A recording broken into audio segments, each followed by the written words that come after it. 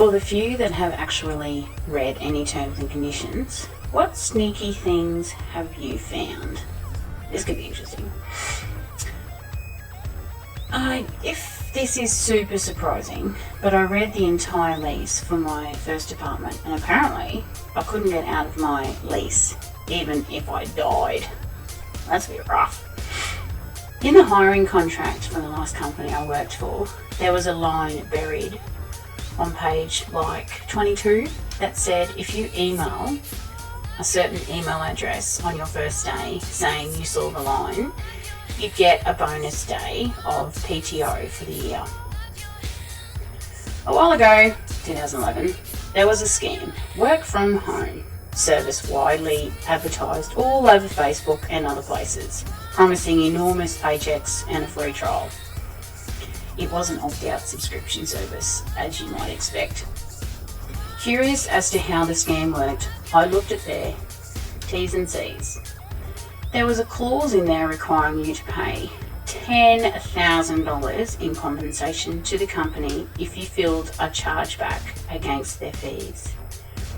Whilst that would never stand up in court, dealing with debt collectors who might conveniently offer to settle for a mere $3,000 would be all sorts of hell. This reminds me of a professor I had years ago. She went as sweet as pie. She assigned us a reading, and somewhere within the several pages of reading, she added a line saying to email her for a prize. That sounds dodgy. I had a Victoria's Secret coupon that said Canadians are required to pass a math question or test in order to be eligible for the discount. I think I still have it at my desk.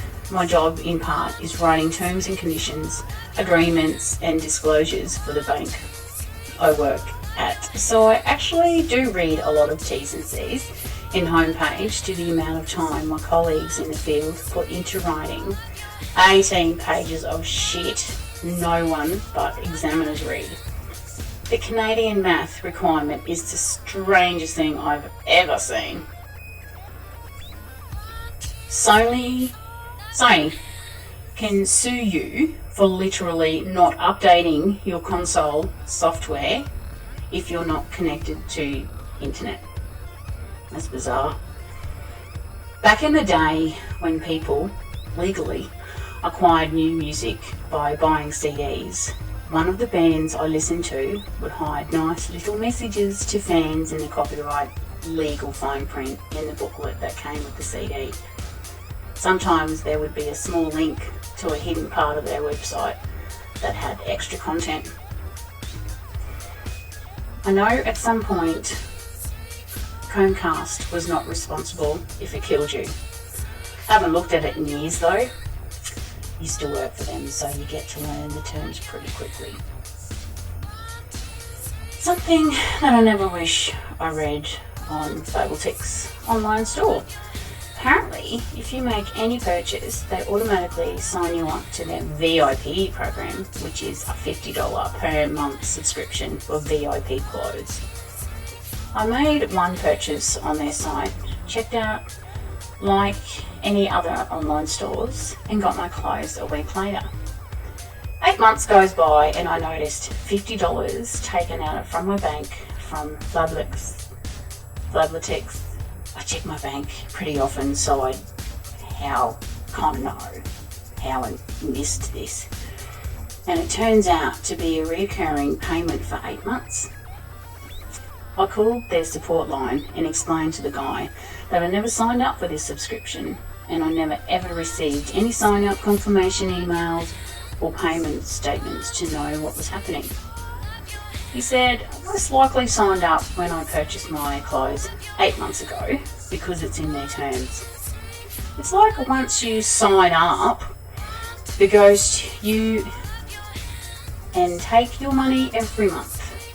It took a lot of frustration and refusal to hang up the phone until they finally said I can get a refund of my $400.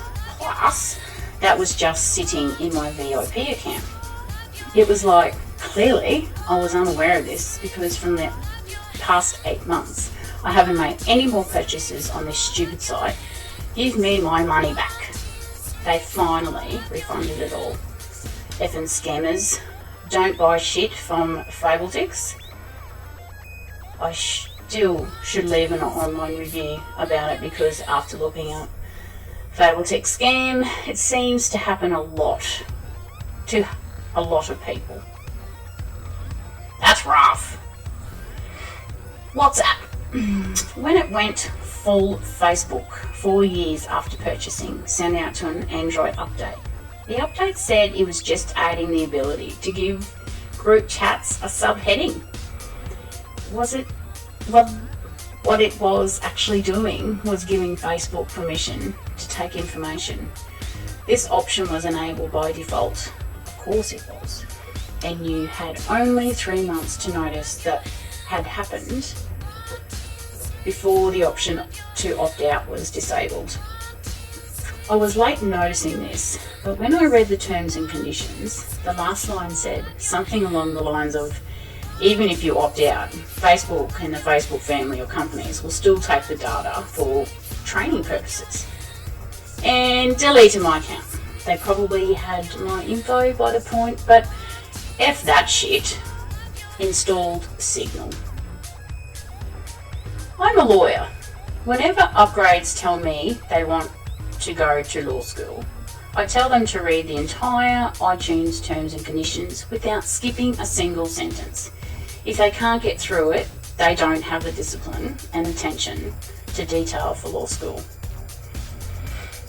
Found this quite a few years ago on Chive. Anyone submitting photos to us also agrees to name their firstborn son or daughter Leo and second-born child John. If you stop reproducing after the first child, you must agree to acquire a panda bear from China and name it John. Resignation Media not only owns the right to any photos you upload, but also own the right to your mum. Should we wish to exercise this option, you agree to surrender your mum and any claims you and your family may have on her within 5 working days of receiving written notification from Resignation Media.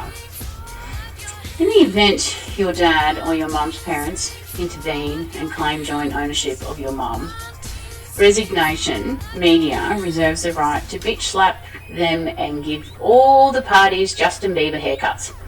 If, upon receiving your mum, she attempts to leave the child's kitchen where she belongs, she too will be given a Justin Bieber haircut.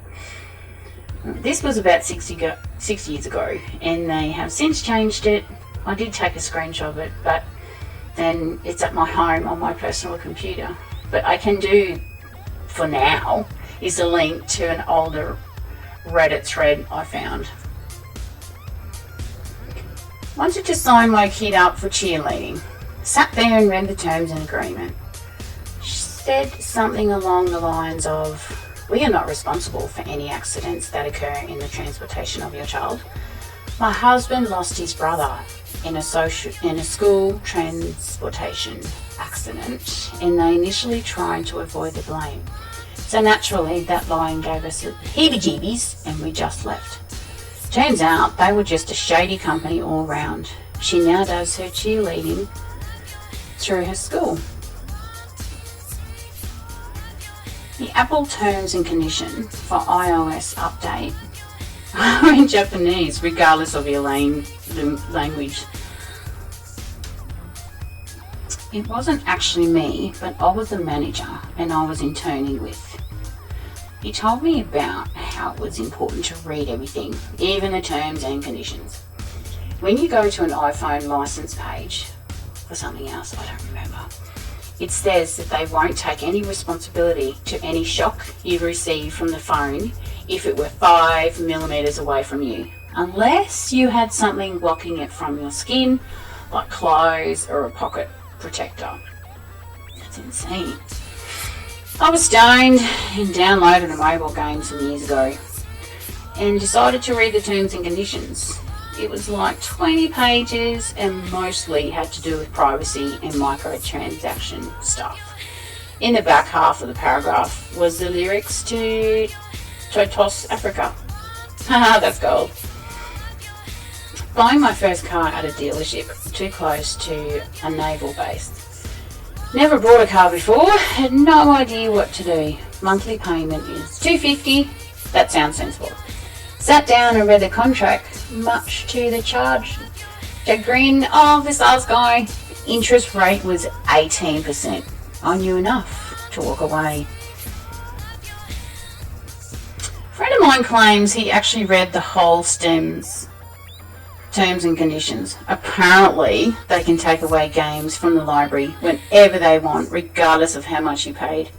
Correct me if I'm wrong, but the games are essentially rented digital copies without a defined return date.